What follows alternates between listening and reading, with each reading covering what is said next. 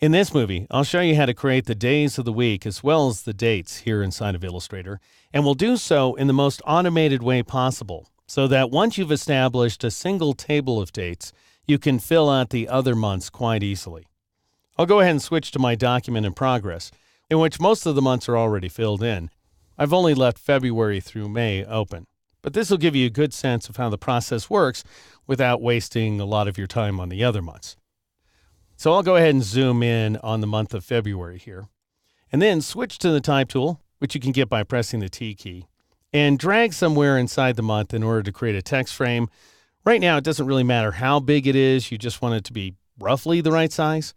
And now we need to dial in a few settings here. Notice to the right of the word paragraph up here in the control panel are these alignment icons. I want you to go ahead and turn on Align Center in order to make it active. And then click on the word character to bring up the character panel.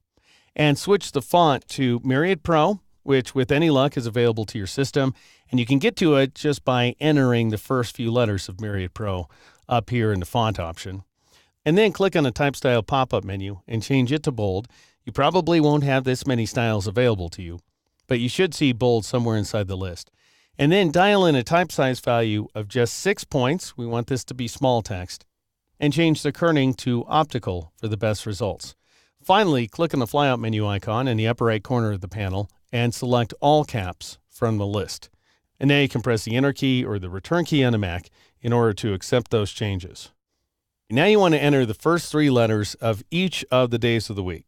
So SUN followed by the Enter key or the Return key on a Mac, MON, then TUE, then WED, then THU, then FRI, and then SAT. And notice that each time I've separated the days using a paragraph return. Once you've established those days, go ahead and press the Escape key in order to not only accept the change, but also to switch back to the black arrow tool. Now go up to the Type menu and choose Area Type Options. And what this is going to let us do is 2 things. First of all, we'll be able to scale the text frame to the right size. And secondly, we'll be able to dial in rows and columns in order to create a table. Go ahead and choose the command to bring up this dialog box. Change the width value to 120 points, and then change the height value to 94 points. We want the number of columns, obviously, to be 7 because there are 7 days in a week. But it also turns out we want the number of rows to be 7 because that way we have an extra row in case the dates go long. And notice that when you accept those values, you end up lighting up these gutter values as well.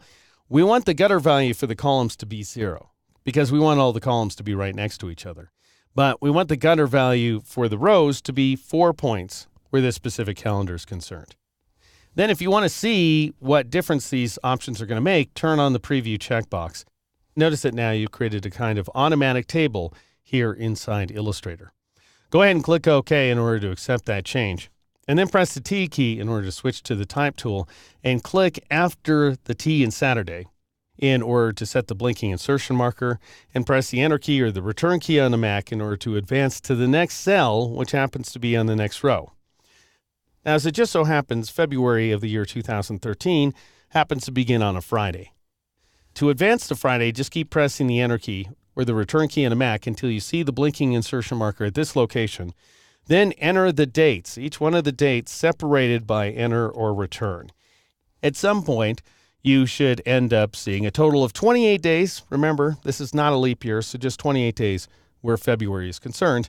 And then you want to double-click under Sunday in this blank cell right here. Double-click right there and hold on the second click and drag in order to select all of the dates because we want to change them slightly. Click on the word character in order to bring up the character panel. Change the type size to 10 points, like so, to make them bigger, and then change the type style from bold to an earlier style on the list, which is bold condensed, in order to create this effect here. Strictly speaking, this isn't how you would align the dates in a calendar. In other words, you should probably right align them instead of center them so the 9 is aligned on the right-hand side along with the 6 and 16. However, for purposes of this calendar, center type looks just great. Now I'm going to double-click on Sun in order to select it and then drag across to Saturday. So it's a click drag in order to select all the days of the week. We want to scoot them down, and the best way to do that is to take advantage of this thing called baseline shift.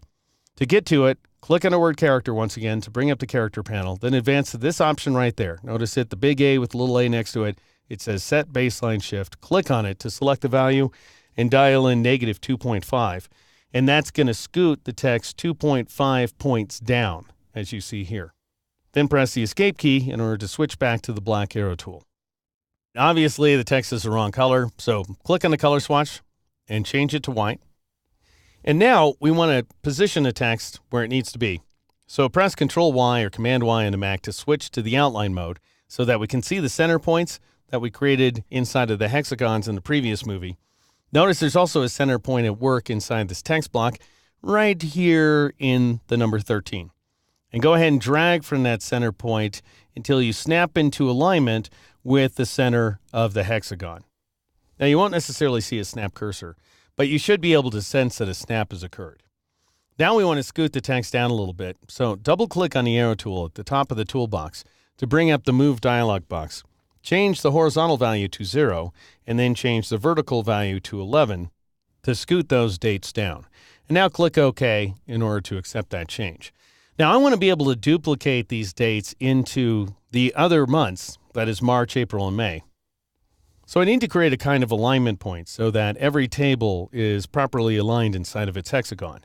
And you can do that using the pen tool. So go ahead and click on the pen tool, which you can also get by pressing the P key, and click at the top of the hexagon like so in order to set an anchor point at that location.